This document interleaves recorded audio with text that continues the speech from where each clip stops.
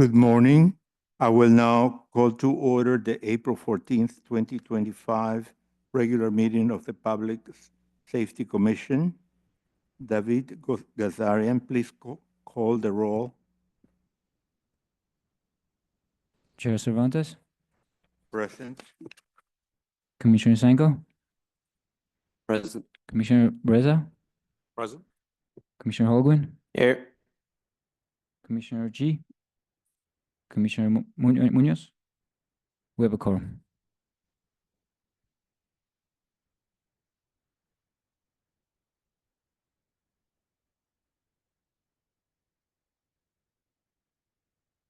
We'll do the public comments. Are there any public comments at this time? Yes, there are two public comments. Okay, please go ahead. Mr. Campbell? Oh, okay.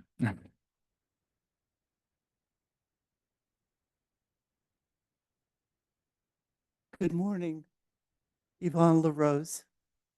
And I don't have any notes in front of me, but what I'm coming to you about is quite serious. And my motivation is because of our current circumstances, national circumstances, but there's spillover in many of our cities. And that is with regard to two issues. Migrant occupants who are people who are perceived as migrants and are being deported simply on the face of who they are without any investigation of any criminal background, whether they're illegal, and so on. The other is with regard to right to health care, especially for women, and choices about what they can do with their bodies and their health. Therefore, I would like for this city to declare it a sanctuary city. We already have a Senate, I think it's a Senate Bill 54, which is California, someone help in Peace Police, California Safe Cities. But that, I think, declaring the city to be a sanctuary for the sake of deportation, for the sake of women's health care, I think it would be an additional statement. You are safe here. No one will harm you, and we will protect you. And I'm not going to go into further details other than we have had a recent incident in beginning of March. ICE was staging at the Alhambra Target. We've had 300 people deported because they were purportedly criminals. And they were initially, for 2 weeks, the planes took off without these people, with these people, but no one knew where they were going, and there was no account. The planes never came back. We now know that they were deported to an El Salvador jail detention facility and caged, shaved and caged to maximum capacity. Then following that, we had the man in one of the eastern states who was deported, and he was not illegal. He was actually a citizen. We are in jeopardy. All of us are in jeopardy of becoming identified in such a way. And I would like for us to declare ourselves a sanctuary city. Thank you. Thank you, Ms. Rose.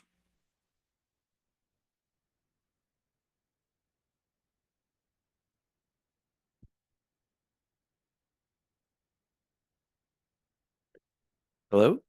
Hi. I'm Colin Campbell. I want to introduce myself. I'm from South Pasadena. I've been here since 2005. Anthony Maroney, the LA County Fire Department chief, requested a database on January 21st.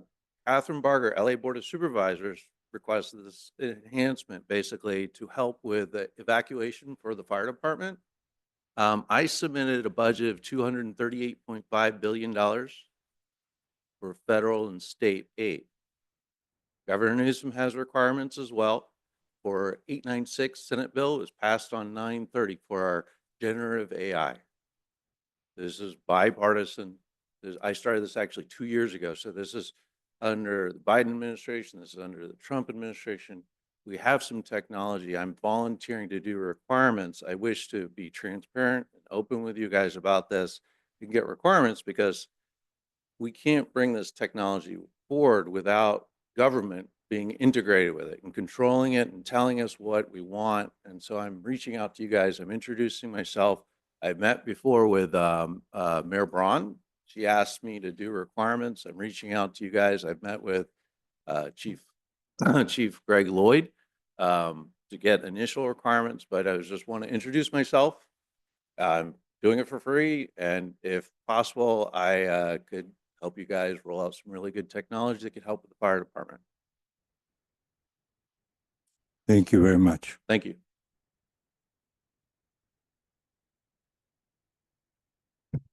Moving on to item number 2 on the agenda, the library director, Ms. Kathy Billings, will now make a presentation of Library Community Center site plan, project, and community engagement overview. Good morning, commissioners. Thank you so much for allowing me to be here today. I won't take too much of your time. Again, as the chair said, my name is Kathy Billings. I'm the library director here in South Pasadena.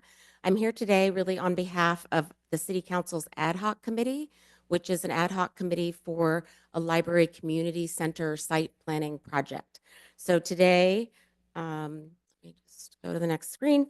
Today, I'm going to be just going over a few things. One is why is the city undertaking this site plan project? A little bit about the condition of the facilities we currently have in the Library Park campus. A little bit of an overview of the project and the scope and what will occur between now and October when the project wraps up. And looking at the project goals and just talking a little bit about the engagement and the engagement we're trying to do with the community so that we can get good feedback from the community at large. So first of all, the city is doing this project because our facilities in Library Park on the side that faces Oxley Street, which are the senior center and the library facility, are more than 43 years old now. They really haven't kept up with current technology, the community's current needs, the way we work now. You know, so much has changed since 1982 in terms of our lives and our needs in these types of public facilities. So in particular in the library, and some of you know, because we've talked about library security and safety here before, you know, we see between 700 and 1,000 people a day on Farmers Market Day, and our men's restroom has one stall. So we just don't have the capacity for practical things like that, but also for the uses people want. They want meeting rooms, they want places that they can work collaboratively. So that's the library. And if you've been in the library, you know we're a little bit out of date compared to our neighbors in the region. The senior center also similarly challenged in terms of space. They don't have a lot of separate spaces, so it's very hard for them to hold multiple programs at one time. They don't have any kind of dedicated space for a lot of the exercise classes that the seniors take advantage of. They do some of those in the community room. They do some in other parts of the city. But nowadays, many senior centers incorporate that type of space along with, you know, space to do art projects, crafts, et cetera. So again, just 43 years old, out of date, and really not meeting the community's needs. So the overview of the project really has four components, and the first part is simply to assess the requirements for a potential new library, senior center / community center, and looking at the park as a whole. The consultant that we're working with is an architectural firm that is doing a lot of research and looking at all of our previous studies and documentation about the site, about the ADA accessibility of the buildings, about the facility conditions. So they're gathering all that information. They're also meeting with our Public Works Department, our Community Development Department to get all of that kind of information that those departments have that would play into this idea of looking at the site. And so what they'll do, and then of course the biggest piece is what does the community need and want if we were to have a facility like this? So to that end, we're doing community engagement, which we'll talk about a little in a coming slide, but that's a really big piece of this. The importance of this site plan and the outcome is that you have a document that you can take to potential funders to show that this is what the community has told us that they need. This is what the community has told us that they want. You really can't look for funding or raise money from your local elected officials or from private entities without something that you can show them. So the site plan is really this very first phase in the idea of looking into the possibility of doing a building like this in the Library Park campus site. So the consultant will come back after they've collected all of this information from documents and studies that we've already done and from the community, and they'll bring back some ideas in terms of what kind of what could happen spatially on the site.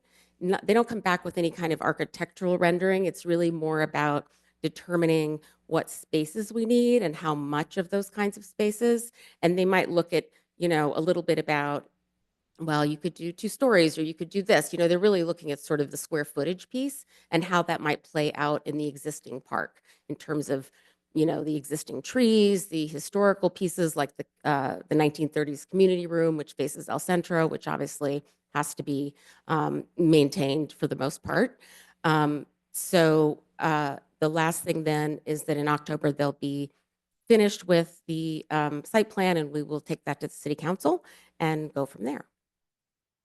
So the goals, pretty straightforward. We're looking for something that's really going to be meaningful for the community, really be cutting edge, meet the needs that we haven't been meeting and haven't been able to meet, and something that will last for many, many decades. We've made it 43 years with the building that we have, and we'd like to do another 50, 60 years in a facility. So looking at a facility that's very flexible, that can change with the times, that has spaces that we can use for different purposes as our lives and our needs change. And again, I mentioned we need to be careful about the historic features like the community room on the El Centro side. That will have to be integrated into anything that we do, as well as some of the trees and other landscaping pieces that are special or historic. And of course, we mentioned we have a lot of accessibility issues, so we need to address those in any new facility. They will also, any proposal will include a lot of climate friendly, nowadays in the state of California, if you're building a building, you're required to build a very green building. So that would be something exciting, I think, for the city and really fit with the city's ethos around sustainability. So one of the things that's different about this time, if you've been in the community for a long time, you may remember that we've done this before. We've looked at the possibility of renovating or building a new library building. We've looked at the idea of building a recreation center, community center down in the Orange Grove park area. And those things have happened, but have never gone forward. So we've developed plans back in 2003, 2004. We actually did have architectural renderings of a redesign of the library, but the funding never happened for that and it didn't happen. And in a way, I think that's a good thing because for the first time, we're really looking at this as an opportunity to look at both the library and the community services uses. We serve the same public. They serve kids, we serve kids, they serve seniors, we serve seniors. We do a lot of similar programming that kind of benefits the community, improves the quality of life, and it doesn't make sense for us to be doing that in 2 totally separate facilities. So for example, the senior center has a kitchen, but and they use it for lunchtime, obviously for the seniors, but they don't use it for the most part the rest of the day. And they definitely don't use it at night because they're closed at 5:30. So that's a feature that a new facility that perhaps we could share so that the library would have access to it at certain times, and perhaps renters who are using our community spaces like the community room would have access to it, and the senior center would have access to it. So we're really looking at it from a more holistic view of what these services could be like for the community, which I think is really exciting. So this slide is just sort of showing where some of those things might overlap, what are the spaces we might be able to share, and really increase the efficiency of the square footage that we do have.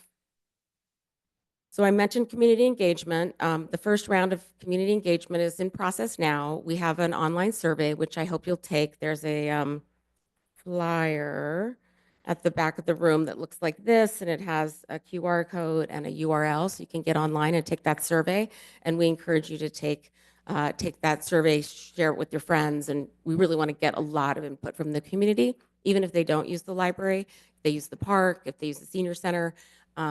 Really, a civic building like this involves the whole community, even if they're not big users. So we encourage everyone to participate in that.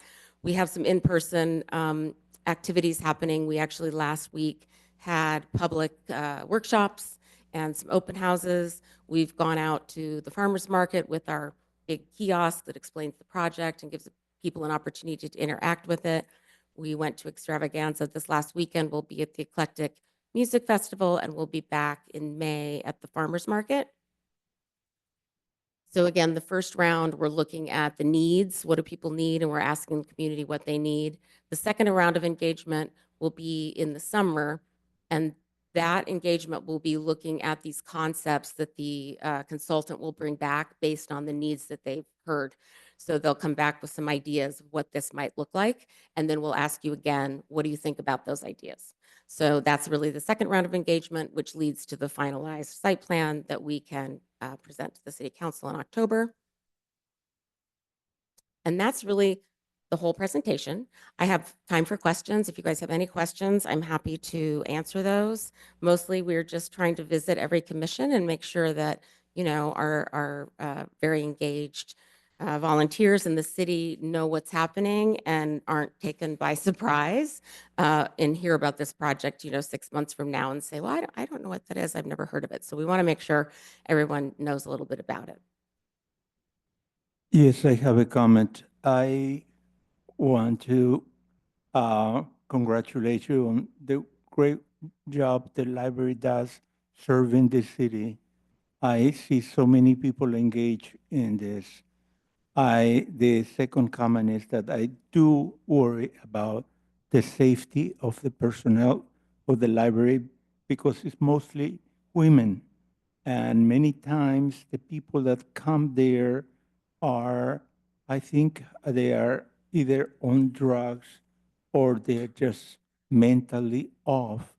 And that's when I worry about your safety because I think your personnel is about 90% women.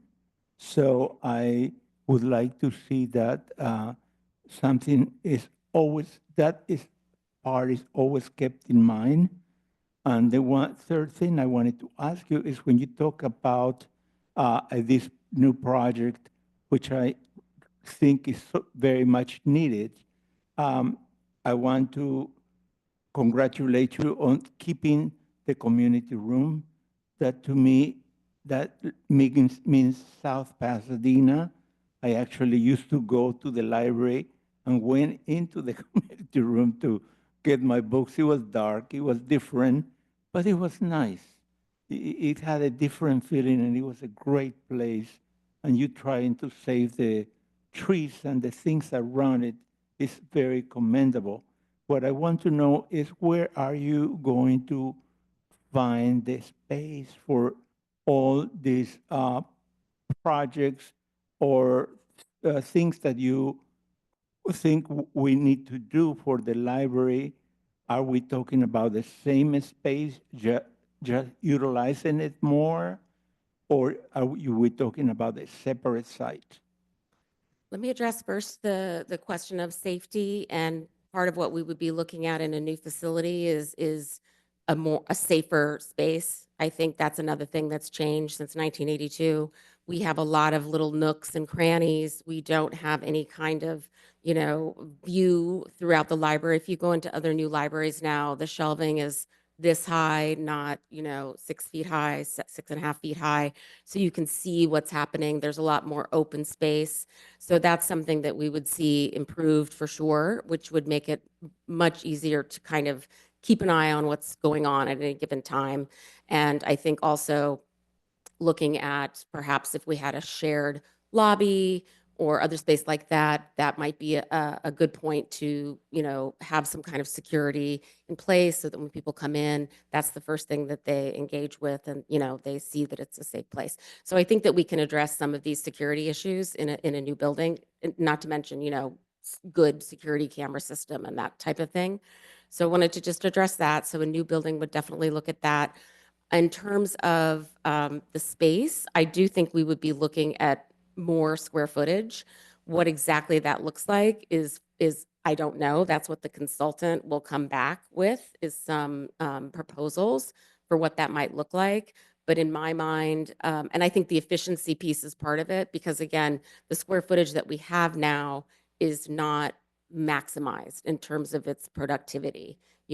Again, the senior center is, I think, 9,000 square feet, and it's closed from 5:30 to the end of the day, and we're open until 8. So there's a lot of square footage that's there that's not in use. So I think that looking at the efficiencies to share space, and then also thinking about, again, with the uses, the seniors could be on a second floor. They could come in and go in an elevator and go upstairs.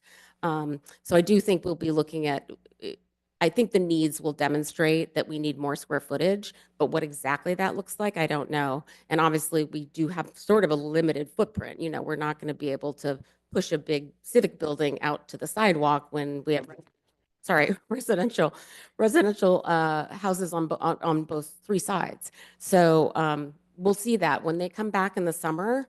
If the commissions will let us, we'll come back again and maybe show you guys the concepts that they come up with, and then you'll get an idea of what they'll propose. Yes, and one thing I want to clarify, I mentioned the folks that come there that are usually unhoused and mentally with problems. I at no time or whatever I mean to get rid of these folks. I just mean to keep you safe, and I mean to how to best help them. It's a terrible problem that the entire country is facing, but somehow California and South Pasadena is a place where we have caring people and we want to help rather than ostracize them. We visited some libraries and community centers last week with the ad hoc committee, and what we saw in a number of those was space built in to provide where you could have a partnership with an outside organization that provides some types of social services or kind of case management. They have special spaces set aside. They have consulting rooms. So that's something too at a new building. We might look at, we don't have the capacity to address all of those issues, but there are certainly organizations in the community and the larger region that's what they do. So if we plan for it, we might be able to, create spaces where we can actually help those people or make a difference for some of those people. So we did see that in a lot of the places that we visited, is set aside space where they're partnering with, a social services organization. Thank you. Yeah, good morning, Director Billings. Thank you for your presentation and for all the work you do. Spent many a summer afternoon there trying to level up on the summer reading program, so definitely appreciate everything you do. You gave us a lot of really good information, and still sinking in that there's a lot that I would love to ask. The funding piece is really interesting to me, but just looking at the public safety lens, that's what we're here to do. You mentioned some potential improvements, cameras, shorter stacks, although I don't know how much that would help me, but all the public feedback that you're soliciting.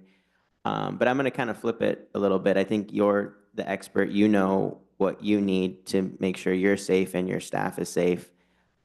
Is there anything that you would ask of us or the council to advocate for to help it be a safe space that everyone can use and enjoy? I don't know at this point. I think that we'll know better when we see the needs kind of collected and look at that in one piece. When we did our library strategic planning process about 2 years ago now, so we have a strategic plan that's 2023 to 2027. We got a lot of input from the community about what they'd like to see in a library facility. And of course, like you said, the staff have ideas about what we think we need. But I think until we get this round of engagement completed and the consultant has had a chance to really kind of put that all together, it's a little bit hard to know what things came to the top in terms of priorities. What things are they trying to work into this site plan? People will want things that we probably won't be able to do because we have limited square footage. So I think that once we get a better sense of what can we fit in a possible site, a new site plan, then we would know better what things the staff either feel might be missing or that we need to really make sure happen. So I think that's to come. I don't think we're quite there yet. Okay. Can we count on you to come back and let us know? Yeah, absolutely. Yeah, absolutely. And in terms of what we need from the commissions and the Public Safety Commission in particular, again, it's just we'd like you to be engaged. We'd like you to share your input and participate in the outreach and the engagement so that we get that perspective from you guys as well.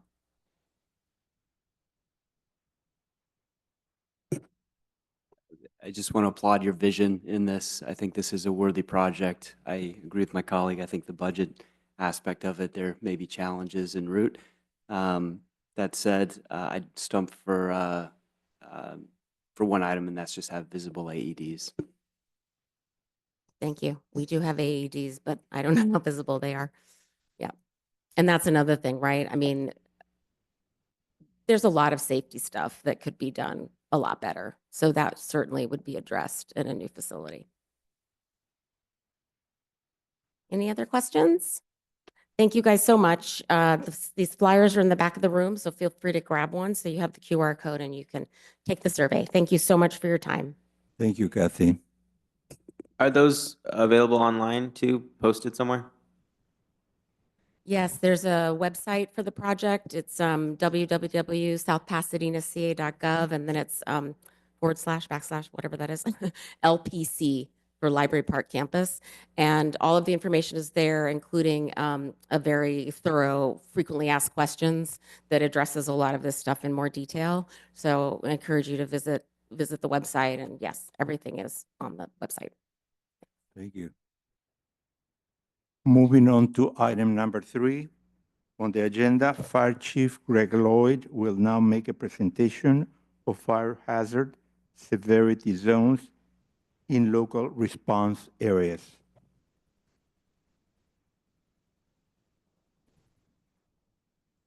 Good morning, Commissioners. You said Greg Lloyd, Fire Chief, and here to talk and start in the initial phases in very similar way with Kathy is looking at the public education regarding the new fire hazard severity zone maps that are coming out. So just to kind of give you a history on what we'll be talking about, just an introduction, history of the fire hazard severity zones, the applicable government codes that are surrounding or the foundation of these zones that have come out, what the changes have been for the city of South Pasadena, how CAL FIRE used their methodology to come up with the maps, and then some recommendations or options, impact insurance, which is a big concern for a lot of people that are out there, especially in light of the recent fires. And then really the importance of the maps and everything that we've been talking about here. So the history of the fire hazard severity zones, they came out through the Public Resources Code as a result of the 1980 Panorama Fire. The 1980 Panorama Fire started in San Bernardino County. It burned a lot of homes and damaged, quite a bit of property. As a result of that, the Public Resource Code came out. The governor said that the state fire marshal has been designated with determining fire hazard severity zones in the state responsibility area. About 11 years later, the 1991 tunnel fire took place, also known as the Oakland Hills Fire.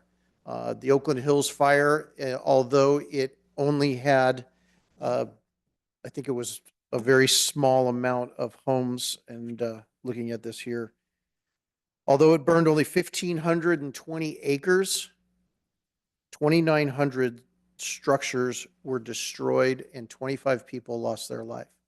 To that date, it was the single deadliest fire in California's history. As a result of the 1991 tunnel fire, also known as the Oakland Hills Fire, what was called the Bates Bill, or AB 337, was passed, which mandated the state fire marshal or the director of CAL FIRE to start identifying fire hazard severity zones in local responsibility areas. So to give you an understanding of how the lands are divided up within the state of California, you have federal responsibility areas, you have state responsibility areas, and you have local responsibility areas.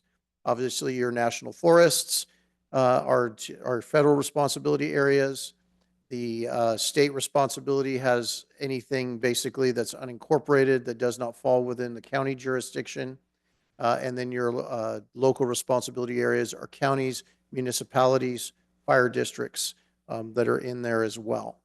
So in 2021, another change came out. A new legislation, Senate Bill 63, now requires the adoption of all three zones to be published. Previously, the only zones that were required to be published were the very high fire hazard severity zones. And then what's come out just recently with that is that the state has now just released the maps. So the things behind that, oops, backwards. So this came out in 1980. This is Public Resource Code 4202, which basically talks about fire hazard severity zones in the state responsibility areas based on fuel loading, slope, fire weather, and other relative factors present, or areas where, including areas where winds have been identified as a major cause of wildland fire spread.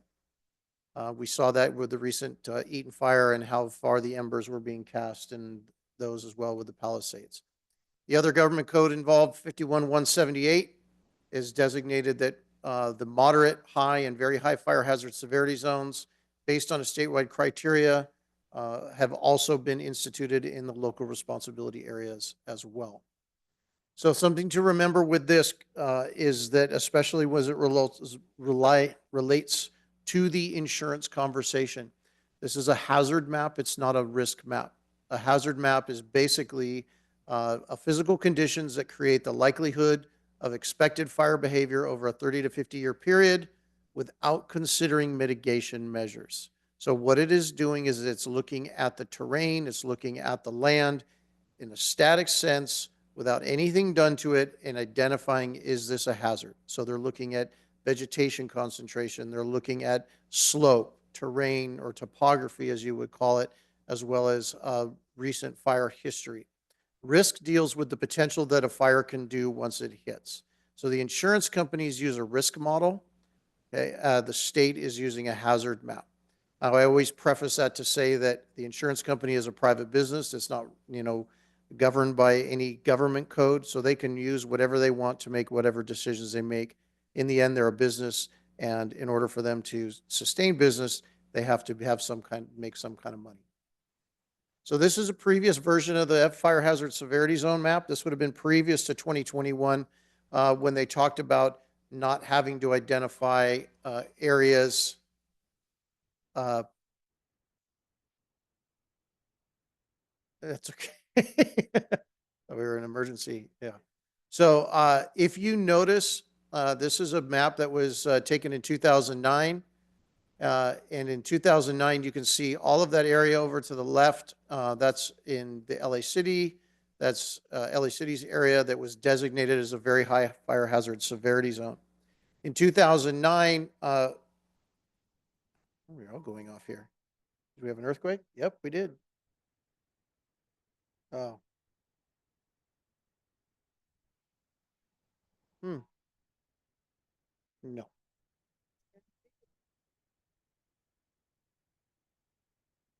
Well.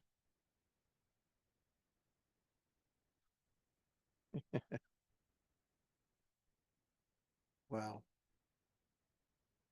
Yeah. How many? 90 miles away? 100 miles away?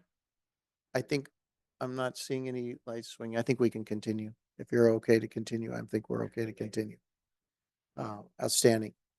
So what you see is the city of South Pasadena from an old map as outlined in yellow. Previously in the adjacent, that's Los Angeles City, was they've identified that area as a very high. So in March 24th, so about 3 weeks, 2-3 weeks ago, the new local hazard severity maps came out. And as you can see now that there is almost the entire western edge of the city of South Pasadena is now considered a very high fire hazard severity zone. So these maps were released, they've put out into that. And so once we got the maps out, then they gave us opportunities to ask questions, to get some inquiries. And I was looking at them and I was concerned because if you noticed that there are areas that are in the Monterey Hills that are considered very high, and then there are areas of the Monterey Hills that that are considered high. There's some that are considered moderate, and then there are some that aren't considered at all. And based on my experience and my understanding of fire behavior and all of that, and based on the fact that the terrain doesn't change in there, I started to ask questions why. And so I got online with the State Fire Marshal's office and asked them about their methodology. And so because they had a lot of science and data behind that, and they knew that they were going to get a lot of questions from a lot of people with that. What I found out in summary is that although the methodology was great, where the challenge rose was within the inputs. So before they put any of their formulas together, they needed to divide the land between wildland and non-wildland areas. In order to be considered a wildland area, you had to have 200 acres of contiguous fuels.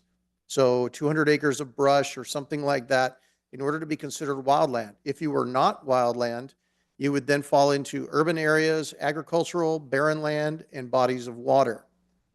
I don't know why a bodies of water is considered in there, but that's the state's criteria. It's probably because there's some islands that are in that as well. So if you were considered a wildland area, then they did modeling based on topography, weather conditions, drought, and fuel type. If you were considered a non-wildland area, they looked at ember cast potential based on wind and proximity to adjacent wildland areas, which is why you got that map. So because the city of South Pasadena is considered a non-wildland area, they used an ember cast map. So they took the fires that would happen in the arroyo based on prevailing wind conditions and made their modeling on that as well. So that caused me a little bit of concern. I talked with the state. They basically said, look, we're using a consistent model. We had to use statewide for the purposes of that. And they said, that's kind of, it is what it is. And so here are the concerns that I have. The area of the Monterey Hills, it contains 660 total acres. 122 acres of that are has vegetation, with largest fuel beds being in the 32, 29 acres, the 32 or 31.42 acres that are sitting in the south central portion of the hills. Actually, you're part of a 50 to 60 acre fuel bed. The only problem is that other 20 to 30 acres lies within the city of Los Angeles, who actually does designate that area as a very high fire hazard severity zone. So there are 122 acres within the Monterey Hills that are not accounted for or not put through the formula. So what's the concerns that we also have? So those are two pictures taken. That's the Monterey Hills in December, nice and green. Those are the Monterey Hills in May and brown. So that has to do with fuel types. So your 1 hour, your 10 hour, your 100 hour fuel types. And so there is a potential for fuels that are within there. On the day of the Eaton fire, approximately an hour before the Eaton fire started, we did have a small brush fire within the hills that did threaten homes in the area. Our folks were able to get on it quickly and take care of it, but it does highlight that there is a hazard within the area. So this is an optional map that would contain all of those. Under Government Code 51-179, we have the ability as a local municipality to alter the map. Now here's the other challenge with that. The state will allow you to alter the map up, but they will not allow you to alter the map down. So once they've designated something as very high, we cannot downgrade it to a high or downgrade it to a moderate based on that. So all we can do is move up. So there are some challenges with this map as well that comes out. That's the map that you've gotten. That's the map based on an Embercast model. It's very difficult to take that delineation and be able to communicate that to the public. That map, those lines don't follow streets. They don't follow where people live. It just kind of goes through. And so there's some areas for interpretation with that. And so those are just some of the challenges that we face with the map as it currently is. But the other part of this too is we're required by code to publish the map within 30 days, and then council is required to adopt it within 120 days. With that as part of the 51-178 or one of the other codes that are related to that. So there's an option. The option could be to do that, to increase that area so that, and then that follows roads, that follows something that's a little bit easier to follow as well. So what is the impact of redesignating areas or in that to a high and a very high? Some of the things that come into that are Chapter 7A out of the building code that requires the use of fire-resistant materials in construction of houses. Defensible space zones. So there is a law that was passed in 2021 that basically if you're within a high or a very high fire hazard severity zone, that you cannot have, that they have what's called the zero zone, which basically means you can't have any combustible materials within 0 to 5 feet of your house. That can provide a lot of challenge for our residents. It's a unique code in that it's supposed to come into effect in 2026 with total compliance by 2029, which means it's retroactive, which means that even if you've built or had your areas or your landscaping established, the state is requiring that to change by 2029. Annual defensible space inspection requirements. The inspection requirements are done to look at defensible space. There's a lot of concerns from people about, is the fire department or are people going to go into the backyards or anything like that? That's not the case. All of your protections and all of your things still remain in place. It would be something that would be done from the street. And then the other part of that is a real estate disclosure. Whenever you're doing any type of real estate transaction, there has to be an inspection and a notice to the buyer that says that this home is within a high fire hazard severity zone. What is the importance of all of this? What they've recognized with this, there's two main issues is that the number one cause of fires starting in homes or the fire transitioning from a vegetation fire to a structure fire are the embers.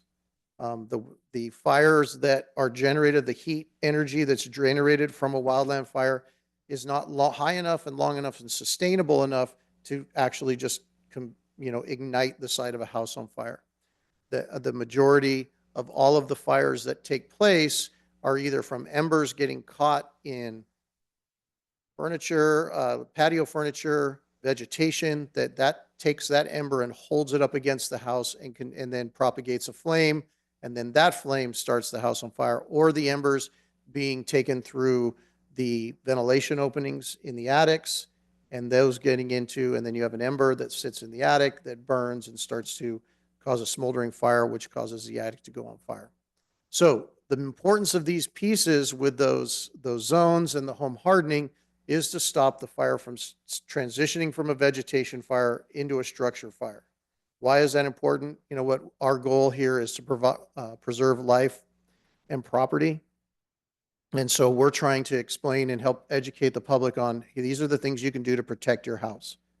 The other part of it too is that although the radiant heat energy from a vegetation fire will not be enough to ignite a house to the point of combustion, a house fire next to a house has absolutely enough energy to start. And we saw that in the Eaton fire and in the Palisades fire, where you're seeing rows of homes that have been destroyed because what happens is that one home gets started, and if there isn't a fire engine there to be able to address it quickly with an adequate water supply, then that fire sets to the next house and then goes on and goes on, and you end up with an urban conflagration.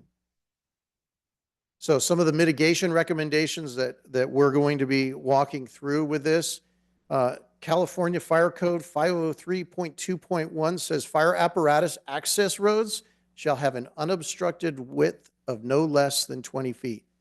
And I know you live in the hills, and I know you live in the hills, that there are some areas where it's absolutely, it may be barely 20 feet with just the road width in and of itself. So we're looking at the possibilities of, restricting parking to one side, making sure there's no parking in certain areas and those things. And so these are all the things that we're looking at to allow that. The city of Pasadena, that's a sign from them in their adjacent hills. They do no parking on red flag days, which allows the flexibility of parking but provides access for emergency apparatus when the time is critical. The other part of this is part of a larger plan that we'll be working and bringing forward, which is evacuation plans within the community to avoid bottlenecks. If you're not familiar with the Oakland Hills fire in 1991, that fire, there was a lot of delays of response apparatus because people were evacuating and coming out the same direction as the fire apparatus were responding in. And because the hills, the roads were not very wide, they created a bottleneck and a delay, and the fire continued to move unabated with that. So with that, if you have any questions, I am open to answer that you might have. Yes, I have a question here for you. Number one, you're talking about wildfires and whatever. However, I want to apply this to South Pasadena. I think it's very important that we develop either a group, a committee, or somebody to look into ways to protect the homes that are already here and the ones that are going to be built. And we need the apparatus to state clearly for the homes that are going to be built that they are going to be as fireproof as possible, number one. And number two, for the homes that are already here, what can we do to protect them? How is there a special kind of paint we can paint the houses? And also the points that you just made that are so important with the furniture next to the house, yard furniture that can actually do that, and also making sure what are the things that everyone should be aware, because at this point it's fresh in their minds after seeing what happens in the Palisades as well as in Altadena. We want to know what we can do as a homeowner to protect our home, our properties, and also looking into nature if there is anything that we can do as far as some vegetation be more flammable than others, and how far away keeping that vegetation closer to your house. And the one thing also I notice is very important to mention is the fact that if you save a load of things, let's say a garage or an attic, to emphasize how dangerous that can be, because once the attic catches some fire, the whole house goes. So if anything they can do to for the ventilation for the attic to protect from the embers to get in there, and also for people to say, look, you got a garage full of stuff that you're never going to use. Clear it up once and for all. We need the parking space everywhere. But anyway, it'll be very important to know, for our people to know here in South Pasadena, to know what it can be done for the existing properties, existing homes, as well as for the ones coming in. And I wanted to ask you, what is your view on solar panels? Do they pose a risk on fires, or are they pretty much protected? I don't know what that would be. What would that be? Okay. Let me see if I can walk through your question. So the first part, as far as things that residents can do. So there is an abundance of information that is out there. We're going to start, once we publish this map on our website, start communicating more. We're going to be putting out a lot of the education videos. The CAL FIRE has done an amazing job with great videos that show, the impacts of having things stacked up against your house, or of vegetation against your house, or of wood mulch, or those different types of fuels, and the impact that it has on the house. The California Building Code, Chapter 7A, talks about fire-resistant construction. So for new construction, what are the things that people can do to help harden their homes against wildfires? As you can see from the map, and as the data is shown, that it's really for people to make their homes ember resistant, right? So that there's nothing, if that ember, because we're not going to stop the embers, right? The embers from the Eaton fire blew in excess of 3 miles. So well out of, they're going to go with the prevailing wind. But if there's nothing for that ember to hold against, then ember is either going to continue to blow, going to move around, or it's going to die. It's when that ember gets caught by something and protected that it's allowed to grow into a flame. So it's those types of, and those pieces, those zero clearance zones, all science driven is to saying, hey, what can you do? So there is going to be a lot of information that will be presented that's already existing out there about how we can, harden your home or make it fire resistant in those cases for vegetation.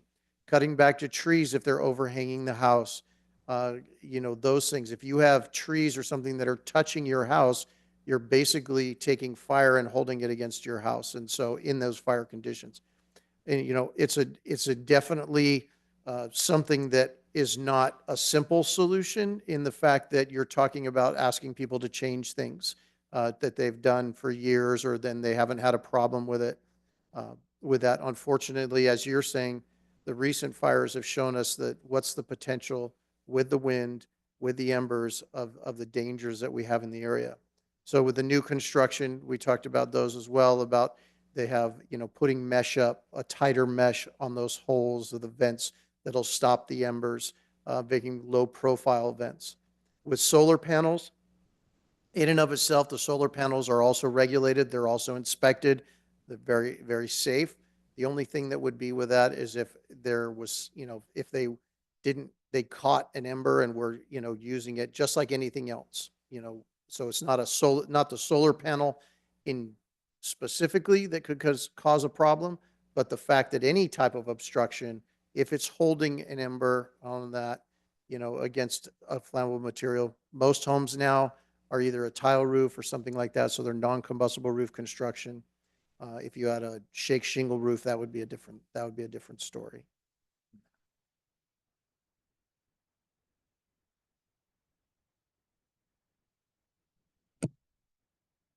Couple brief comments and a question. Sure. First of all, Chief Lloyd, this is not an easy topic to talk about. It specifically relates to one council district, which is a beautiful area. People, I think, move there for the idea that there are trees and hills, and it's a gorgeous area. My kids go to school at Monterey Hills.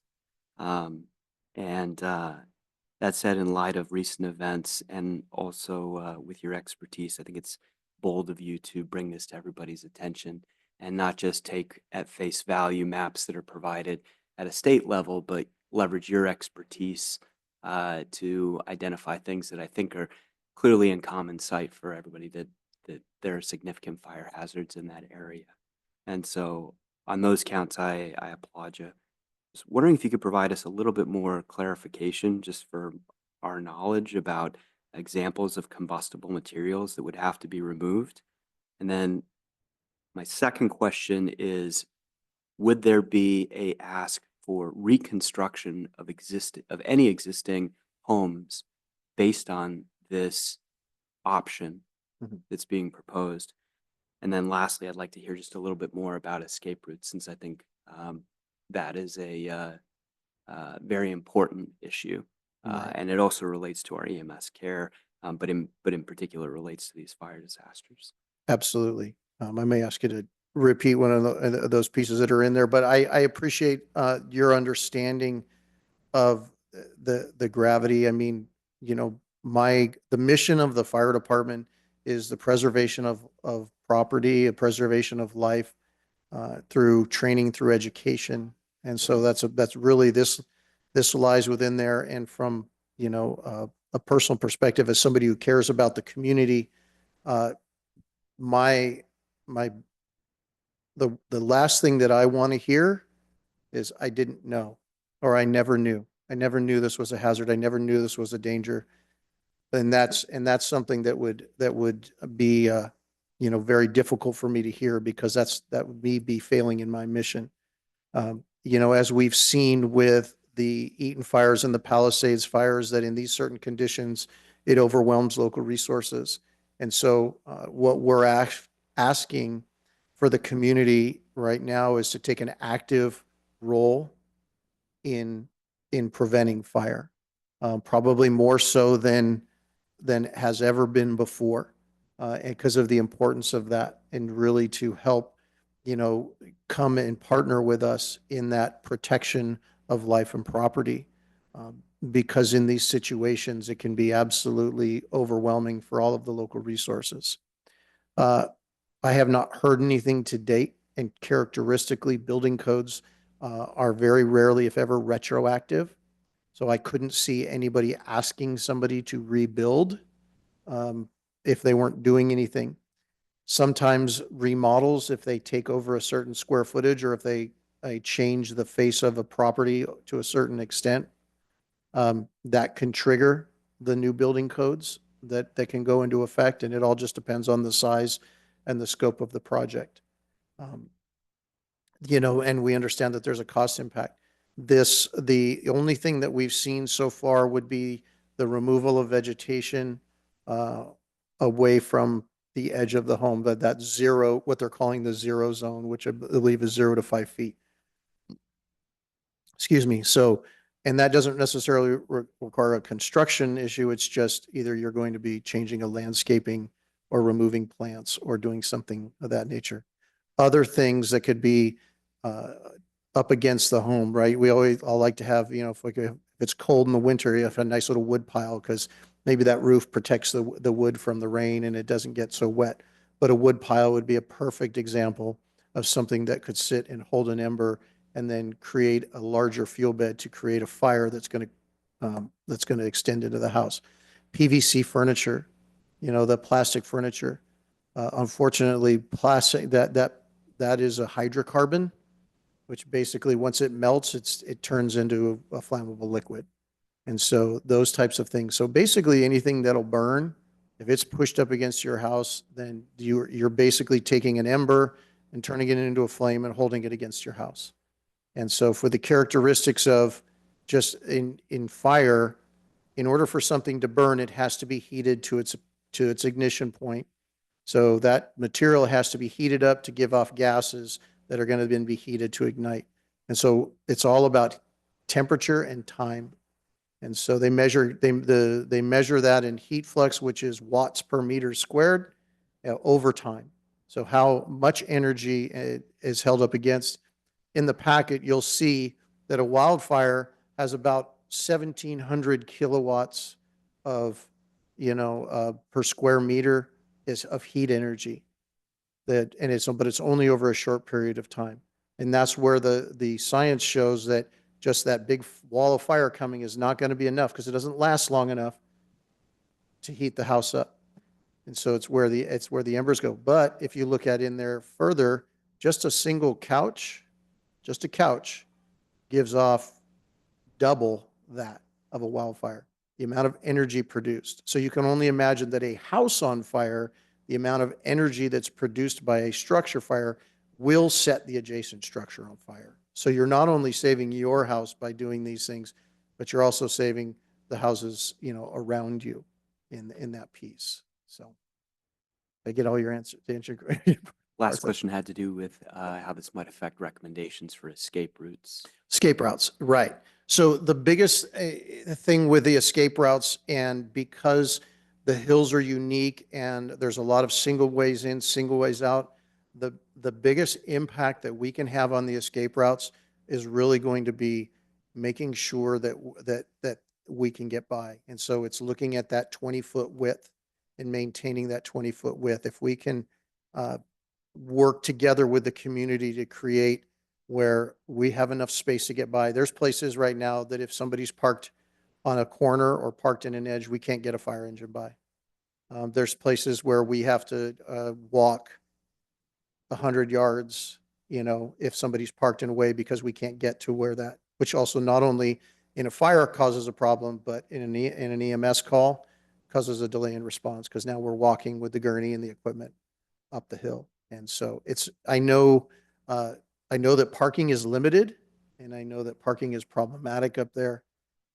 But as we're coming from that perspective of saying, it's really, we need to be able to get to you in an emergency. And then not only conversely, you need to be able to escape in that. And the problems is that when you get those conditions during an evacuation, visibility might be decreased and all of that. So making sure that we have the widest routes available for people to get out. And then what we'll also be doing is trying to identify areas so people know, hey, we want you to go in this direction. And so that'll be a combination with possibly signage, education of the public, but also looking at also the alerts through the community and helping people to evacuate and giving them directions on where to go.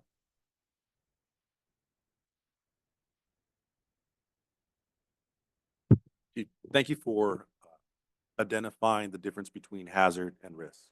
That's important for everyone to know.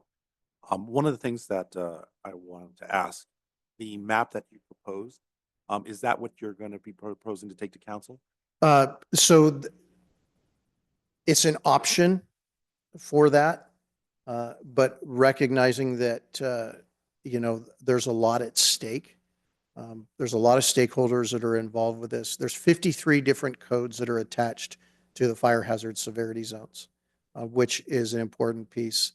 And so we want to be mindful of that. And and we're open to options to say, do we keep the map zones the way they are and then amend our codes to just reflect that for building materials and those things? Or do we move that through? I know there will be significant concern about the insurance impacts with that. And, I would love to say that, that's basically what the state says, right? We have a hazard map and a risk map.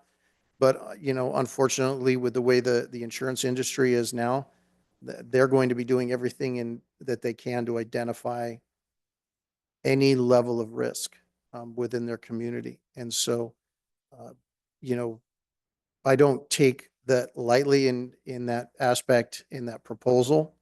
And so it's something that I've spoken with the city manager about, and that we wanted to, come to you. You're one of the first people to kind of see some of the options that are out there and get your input, because ultimately, we want the public to understand that we're working together on this. to make sure that they remain safe within that. And so on the how of that, what that looks like, we're open to engage in a dialogue on that, on those aspects.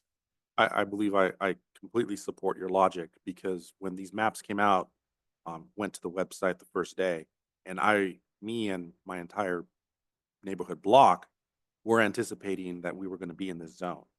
It turns out the bottom 5 feet of my lot is in the zone, but Mhm. not the rest of my lot. So Right. the inaccuracy, and I understand, how the models work, but um, for you to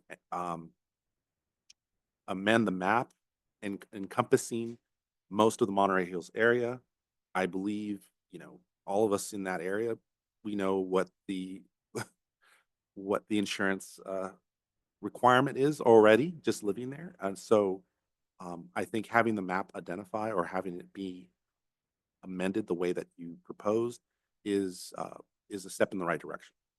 I Right. believe I know things such as home hardening, the different zones of defensible space, and the annual inspections that will accompany all of this will make it a safer community. So I just wanted to see if I could possibly see the roads that was it Monterey and Fremont, or I wanted to get the border. Yeah, and we can sit down and get really close, but the idea is, and in full disclosure, this is me trying to trace with going through Okay. in these preliminary sketches. But that's the other part of this too, is that flexibility within there. I can tell you, I drove them last Tuesday, and as me helping to understand that there is impact. That I'm not going to stand up here and say there's no impact. You know, but to me, to drive through the area again and to look at that, to recognize that. There's even driveways in areas like we won't be able to access, in those cases. And really, to the other part of this piece is to communicate to the community to say, look, we need you to take an active role in protecting your house beforehand, and an active role in prevention. I don't want to say active role in protecting because that's our job in the emergency response criteria. But we're asking for the public's assistance in preventing, in hardening their homes to prevent, fires from starting in those areas. And so, moving it to a street to make it in alignment is what I want it to do. Is I want it to be able to make sense. This whole thing, and that's kind of when I looked at the maps initially, because I thought too, based on all of the data and all the information, that it was going to all go through, and it was surprising when I first saw the maps that came out, and I didn't understand it. And that was the start of my investigation. Was I need to understand how you came up with this. And then once they explained that they divided the wildland from the non-wildland, and basically the non-wildland didn't go through the same formula, just got subject to an Embercast model. Now the map makes sense. I may not agree with it, but I understand it. And so, but the other part of it too, as I think you've highlighted, is just because we don't color it doesn't mean it's not a hazard. I think we all have identified and understand that, there is a potential in there. And I think our role as public servants, our role as the public safety, your role as a public safety commission is to identify those things and making sure that the community is aware, that they're educated. So, Thank you. thank you. Yeah, Chief, thank you for the presentation. Appreciate it. Definitely something that hits near and dear because I do live in this area, as you know. My first question was already asked by my colleague of what is going to council. But maybe just to piggyback on that, are we being asked to take action on this, or is this a receive and file? So right now, this is a receive and file, and I think what we'll be looking for moving forward is just really, I think the only thing would ask would be to engage your communities and see, you know, uh, what the level of understanding is, what the support is going forward. The goal is that if we want to do this together in conjunction with the community, because that's where we achieve solutions. and we want to make sure that we're working together on that piece with that. So, as of today, this is really just the initial state part of the process of making it public and bringing it out. But I'm encouraged to, hear your feedback and to hear where, the direction that, the options that we want to move forward towards making the area safer. Yeah, definitely. And I think I agree with my colleague and with your proposed map.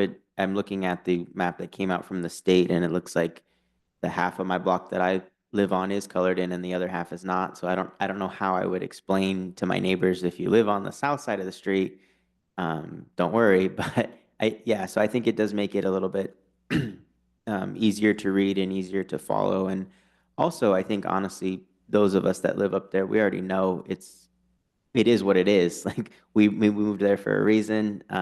So we know we should be on guard. So I don't think you're gonna tell anybody anything that is brand new to them. I do have a question for you though on whether it's colored in red or yellow or not at all. What does this mean in terms of resource allocation? Is Verdugo looped in and they know they should prioritize these areas, or are we going to notice any? I mean, we already do a great job at response times, and I mean, you and I have had conversations about other cities' engines not fitting. So where do we go from here, basically? So once the maps are published and worked through into a layering in that aspect, that's an available layer that Verdugo would have. And then based on those areas and weather conditions, that would also enhance the model for a response. And, potentially with that, we can work with Verdugo to say, in this area during these conditions, we either want an augmented response. And Verdugo already does a great job with that now, based on current weather conditions. They don't necessarily look at the area. They just say, we're on a red flag day. It's got high winds. We got low relative humidity.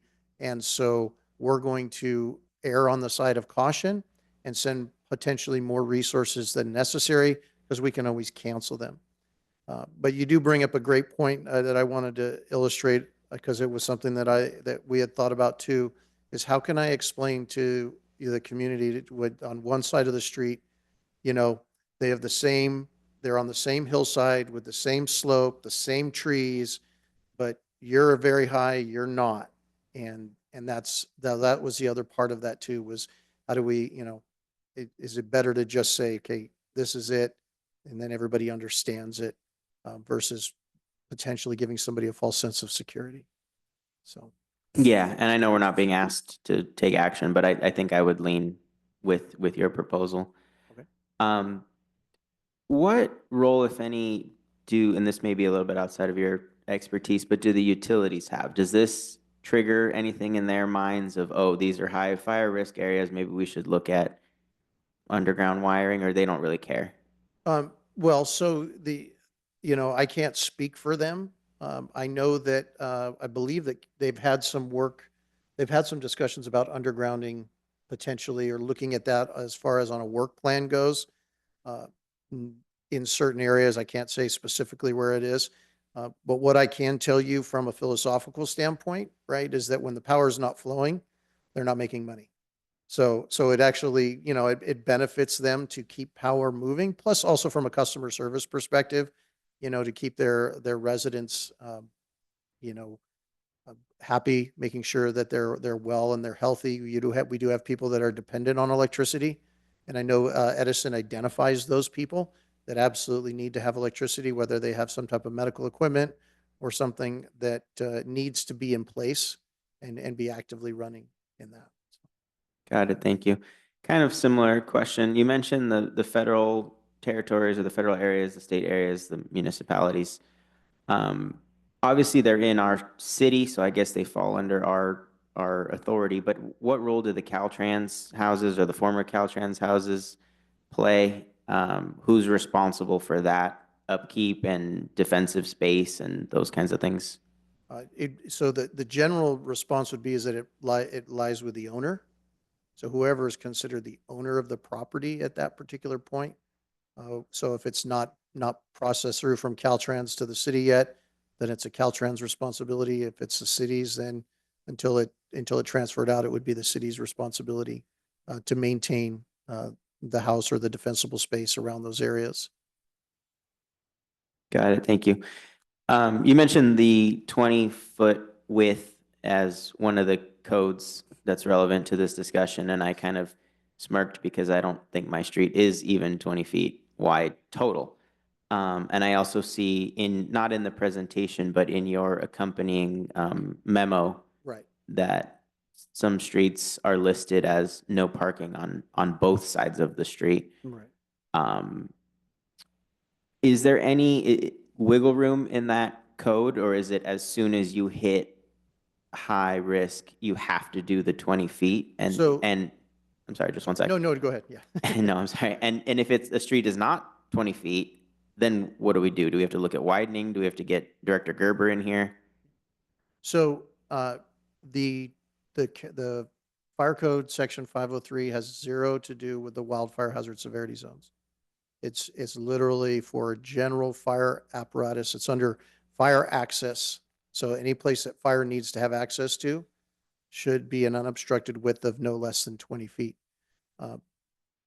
From my experience, if they're under 20 feet in that aspect, the only thing that really comes into play is that there's no parking allowed on either side. We haven't gotten to the point of saying, because that road may have been built at a time that had that the width was okay, whether it was 18 feet or 15 feet or something like that, and not necessarily looking at trying to widen the road. Now, if there were improvements done on the road or something like that, then those might trigger that obstruction. But the way we look at it is 20 feet, 28 feet, and 36 feet. So those are kind of the three widths that we look at. 20 feet, no parking on either side, because that's the minimum. 28 feet would allow you parking on one side. 36 feet would allow you parking on both sides, because they consider 8 feet wide the standard width for a car. And so you put it on both sides, that still gives you that 20 feet in the middle. We went out and measured some of them. Some of the roads are at 26 feet. And for those, we can probably still allow that. I did notice that people that live up there are very good at parking very close to the curb. You can almost tell where the visitors are and where the residents are, because the residents rub their tires. They understand that piece. They get every inch that they can. And so, those pieces were, that we're willing to work within that, the 28 versus 26. The problem is that especially if you're under 20 feet and somebody tries to park, on a side or in a curve, then you have basically blocked off, fire apparatus access to that area. So. No, you raise a really good point, and Chief, for you and maybe for PD and particularly parking, is there an educational piece that you could see there? Because I know, like the Chief mentioned, the residents park, and I'll go a step further, Chief, and say not rubbing the curb, but sometimes halfway or 3/4 of the way on the actual sidewalk. And that's a necessity, I think, for where we are, and especially the curves and the bends. But we have had issues with parking enforcement issuing citations for blocking the sidewalks. Not a lot of foot traffic, not a lot of people want to walk up a pretty steep hill. So is there anything we could do from the PD side or the parking enforcement particularly to allow for that to maybe create a little bit more of a buffer and not get ticketed for it? Good morning, Commissioner Shannon Robledo, Police Department. We can definitely look into that. Our parking control is mostly proactive in the residential area, or reactive in the residential area. So when someone calls, we go out there. Unless it's overnight parking, they're more proactive inside the business district to keep the cars moving, so the businesses can get new customers or what have you. But when it's coming to blocking the sidewalks, I can definitely talk to my team about educating them on the fire zones or what have you. I can go up there with them, but it's mostly reactive when we do go up into the hills and vehicles blocking the driveway. vehicles blocking the sidewalk or what have you. But we can definitely educate my team, Commissioner. Appreciate that, Lieutenant. Thank you. And Chief, I think you already answered this, and sorry, I know I'm taking up a lot of time, but No, you're fine. the public education piece, can you touch a little bit more on that of how do we get people involved and in the know? And I know this is going to council. Do people know? Do people have an opinion? You mentioned some videos. So you could just flesh that out a little So bit. we're working on getting at least 2 public education sessions together where we'll invite the public out, make the same presentation, be open for feedback. We're also going to, when we publish the map, also provide a feedback form on that map as well on the website, that where we can direct everybody to, as well as any type of paper informations or flyers that we'll get out. But my goal is to get out into the community as quickly as possible. You know, there is a time constraint with the 120 days of adoption by ordinance. But I would rather run the risk of going over that to make sure that we've educated people correctly and that we've gotten enough or adequate public feedback so that the residents feel heard.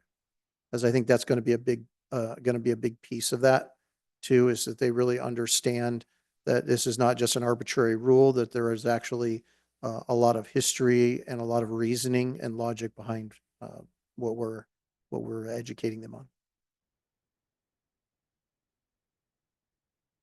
Chief, thank you, Chief, for your presentation. You've been very enlightening.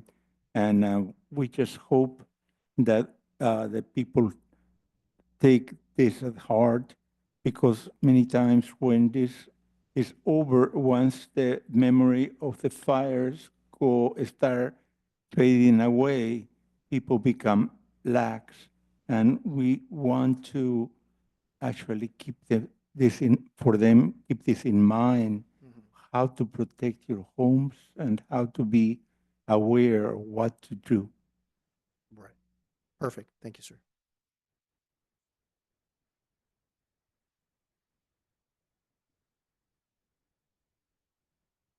Moving on to item number 4 on the agenda, minutes of the Public Safety Commission regular meeting of March 10th, 2025. Do I have a motion to approve these minutes? Motion to approve the minutes? I second. Chair Cervantes, Aye. Commissioner Sanko, Aye. Commissioner Breza, Aye. Commissioner Holguin, Aye. motion passed. Now moving on to item number 5 on the agenda, City Council liaison communications. Okay. Get up so that it can, the Zoom folks, it gets recorded. I did have a couple of points that I wanted to talk about kind of in light of the presentation. One of the things that I just want to make sure that we're always mindful as we move forward, we kind of look at some of our local ordinances is, we talked about the risk model in like of the insurance companies, and what I hope to be able to achieve is some form of alignment, because I'd hate for members of our community to go through all this effort to try to strengthen and harden their homes, but then not see any of the tangible benefits as far as like their insurance being renewed, et cetera. So there has to be some amount of buy-in on the industry side. And I think like we're one of several municipal agencies kind of grappling with that. So there are conversations happening, but then the substance of that, you know, we're waiting on developing. So I did kind of want to bring that up. That also kind of leads me into, as we talked about those defensible space zones, our tree ordinance within the city is kind of ripe for revision. Currently, that lives with our NREC, but our Natural Resources Environmental Commission. I'm a firm believer that the revisions to that ordinance won't just live there. They'll likely come through here. So at some point, I would imagine that would be something that would need to be agendized in a substantive way for discussion, not necessarily just receive and file, but And I would intend to have that same conversation with our now combined MTech and Public Works Commission meeting. The idea is that enough people, stakeholders within the community, get to like meaningfully shape the way that kind of works going forward. I think that's also going to play into the way we kind of, when we talk about our streets, once we define our zones, the way that Public Works treats that, as far as like the way they treat those roads and the signage there will be obviously very important. So I wanted to bring those up. In light of the presentation, and actually one of those things was the CAL FIRE alignment that we kind of talked about previously. So I think that the timing of this really, frankly, couldn't be better. And so one of the things I wanted to mention to the TGV commissioners is to check your email. And that specifically is relating to your city issued email. All the communications will be going out to the city email. And so if you don't have that set up, then you're not going to receive the agenda notices, et cetera. So I just want to make sure that all the commissioners are aware of that going forward. That's your southpasadenaca.gov address that you were all assigned. And so if you have any problems with that, reach out to the city clerk so that way you can get dialed in there. There were a few items that I brought up previously that I just wanted to reiterate, and I imagine at some point we'll be able to talk about getting them on the agenda so they can align with the work plans. But one was revisiting our neighborhood watch program, having a discussion around that. Those have been sitting for a while and haven't really been touched as far as the format of them. The other was I talked briefly with Chief Zielinski about a security system rebate program, having something like that locally. Other cities have launched similar programs and been fairly popular, so that might be something to consider here. And then the last thing had to do with our vehicle purchase specifications. We've been kind of buying a lot of, for public safety, I think it's especially critical that we have something in place, but most of our purchases have been kind of happening in kind of like spots. And so I think we could likely get better pricing and have better budgeting if this is part of just a program. And so kind of working towards getting to that point would be important. So that's all I have. If there's anything that you folks have for me, I'm always here and listening. And or you can use that city email and let me know. So yeah, exactly. So yeah, thanks a lot and appreciate your continued service.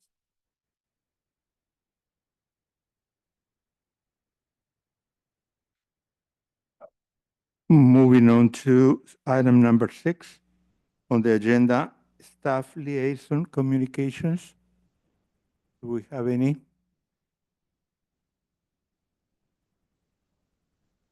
We're good from fire. Do you have the? No, nothing from us. Thank you. And moving on to item number 7 on the agenda, communications for the members of the commission. Yeah, thank you, Mr. Chair.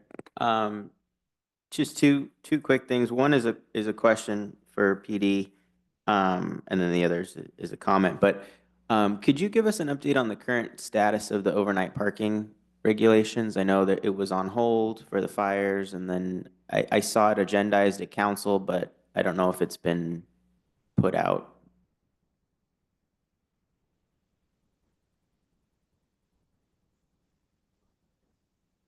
Thank you, Commissioner. It has been reactivated, and we are now enforcing overnight parking as well as a 72-hour parking. There is, if people were part of the Eaton fire, locally part of the Eaton fire, they can contact us, and we can assist them with their parking permits for no charge for a limited time. We are just kind of mimicking what other cities are doing around us. We researched Alhambra, Arcadia, Pasadena, and everybody is now enforcing overnight parking. Thank you, Lieutenant. Yep. And then just a comment that's also kind of a question, but congratulations, I think, to our PD Baker to Vegas team. I think everybody participated, had fun. I don't know how we did, but it's usually a pretty fun event, right? Did anybody know how we did? Absolutely. So Baker to Vegas is a 100-mile relay from the city of Baker to Las Vegas. A lot of teams from law enforcement, both international, local, and within the United States compete. they are different categories, and every year our team seems to get better and better. We didn't come in the top 10 with our division. However, we did do a lot better than we did last year. Thank you for asking.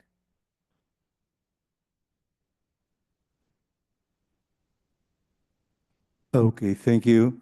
I do have a comment here. Number one, I want to comment on what La Rose has said, and that is, I think it's a very concerning item. I believe that when we're getting to the point where the color of your skin puts you at the risk of being detained or sent to a different country that you've never been to and put in jail, it's a horrendous feeling, as well as being taken out of your schools or your houses of worship. I have never heard that that could be done, that they could go into the churches and grab the people and send them on to jail or whatever. So that is something so horrendous. I am seriously worried as far as myself and my children, and I think everybody should be concerned about that. This is doing away with all our civil liberties, and it's totally unacceptable. So on that, also on something more cheerful and exciting, I'd like to take this moment to introduce our very distinguished visitor, Mike Stone. I let Dr. Sethko introduce him. Thank you, Walter. Yeah, so Dr. Stone is currently completing, almost done with his EMS fellowship at University of Southern California. I know he may be recognizable to some in this room. Dr. Stone went to high school here. He is a product of South Pasadena schools, South Pasadena experience. His family is still here. And I know he cares deeply about this community. After being at school here, he went on to go to school both at UCLA and USC, somehow managed to make that happen. And after being at medical school at USC, he went back east to Cornell, Columbia, and USC was able to recruit him back for fellowship here. Dr. Stone has expertise. He's a subject matter expert in things that are central to high quality EMS care, things like refusal of care, just culture principles, mobile integrated healthcare. He has experience in high profile events, working at SoFi and being the doctor on the field at the Coliseum for USC games. And so it's great to see him back here in his home community, and hope you guys have a chance to meet him and get to know him. Those who don't know him, Mike is humble, highly reliable, and has outstanding relationships with EMS leaders in the region. And so awfully proud of him. Thank you. Any other comments? Just, Mr. Chair, it's a point of personal privilege to piggyback off the commissioner. It's great to see Dr. Stone. We went to school together. We were the same grade, played football together. So it's cool to see kind of the full circle of just South Pass, how much of a tight-knit community it is, and how people can go away and come back and still help better the community. So welcome, Dr. Stone. Thank you. With no further items or comments from the staff, I will now adjourn the meeting at 11:08 a.m. to our next regular meeting will be May 12, 2025 at 9:30 a.m. Meeting adjourned.